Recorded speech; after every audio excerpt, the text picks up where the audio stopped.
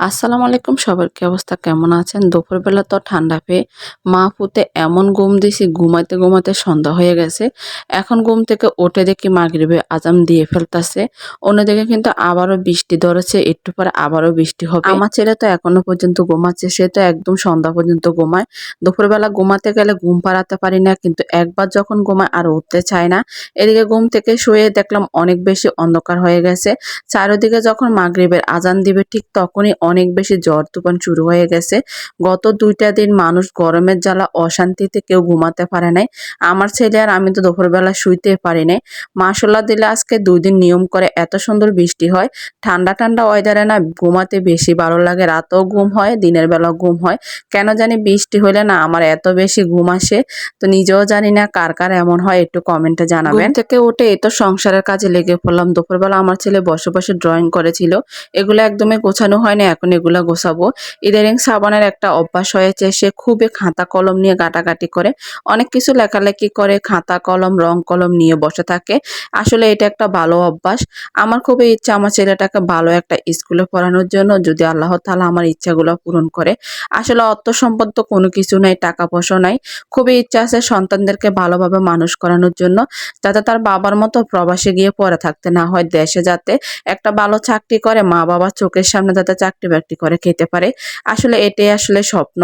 অত বেশি বাড়ি গাড়ি অর্থ সম্পদ ওসব নিয়ে আমার কোনো স্বপ্নই নাই।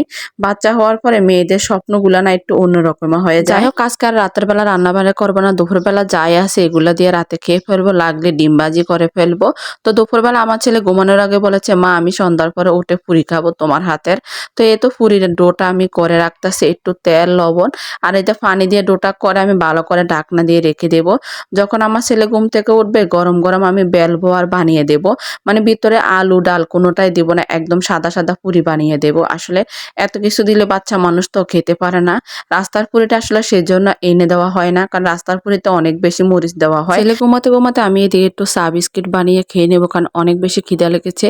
আমার ছেলের ভালো আমি কোনো খাবার দাবার খেতে পারতাম না, এখনো কিন্তু আমি খাবার দাবার খেতে পারি না। একদম বাচ্চা হওয়ার আগ পর্যন্ত আমার এই খাবার দাবারের সমস্যা থাকে। অনেকে আমাকে জিজ্ঞাসা করেন আমি কি ডায়েট করি নাকি, আমাকে আসলে ডায়েট করতে হয় না। আমি সবসময় বাচ্চা কনসেপ্ট করলে এভাবে শুকিয়ে যাই। তো চাটা বানিয়ে কয়েকটা বিস্কিট দিয়ে খেয়ে নেব, অনেক বেশি খিদা লেগেছে। আমার বাবারা তো অনেক বেশি ঘুমাচ্ছে, ঘুমের থেকে উঠতে উঠতে না 7টা বেজে গেছে।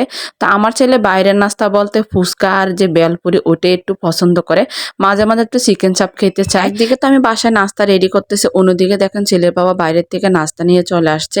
ছেলের পছন্দের ভেন্ডি নিয়ে আসছে, আর ওই যে বললাম না ছেলে বেলপুরি খেতে পছন্দ করে, বেলপুরি পেয়েছিল। বেলপুরি আর ছেলের জন্য ছোট্ট একটা কোক নিয়ে আসছে, আর আমাদের জন্য ডাল বোনা আর পরোটা নিয়ে আসছে। এটা হচ্ছে কুমিল্লা বিখ্যাত চন্দু হোটেলের ডাল বোনা পরোটা, এত বেশি মজা।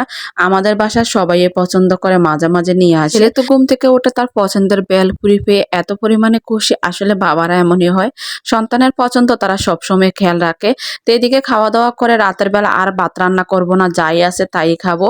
বললো যে তুমি পুরিগুলো গরম গরম বানিয়ে ফেলো, যেহেতু ডাল বোনা আছে, চা আছে, চা দিয়ে ডাল বোনা দিয়ে রাতে খেয়ে ঘুমিয়ে যাব, দরকার নেই আর ভাত রান্না করা। ভাতও কিন্তু আছে, মানে একজন খাওয়া যাবে। আমি তো মাঝে মাঝে রাতের বেলা ভাত খাই না, আমার ছেলে তো খায় না। মাঝে মধ্যে আমি জোর করে খাবাই। এই তো চলে আসলাম রাতের 10টা বাজে রান্না করে। এখন এই তো মা ছেলে মিলে গরম গরম পুরিগুলো বানিয়ে খেয়ে নেব।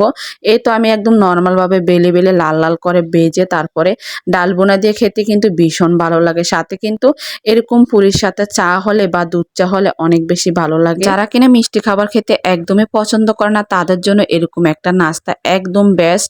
দুধ চা দিয়ে এরকম সাদা পুরি দিয়ে বিকাল বেলা কিন্তু খেলে অনেক বেশি ভালো লাগে। যাই হোক, ভিডিওটা আজকে এই পর্যন্তই। সবাই ভালো থাকবেন, সুস্থ থাকবেন।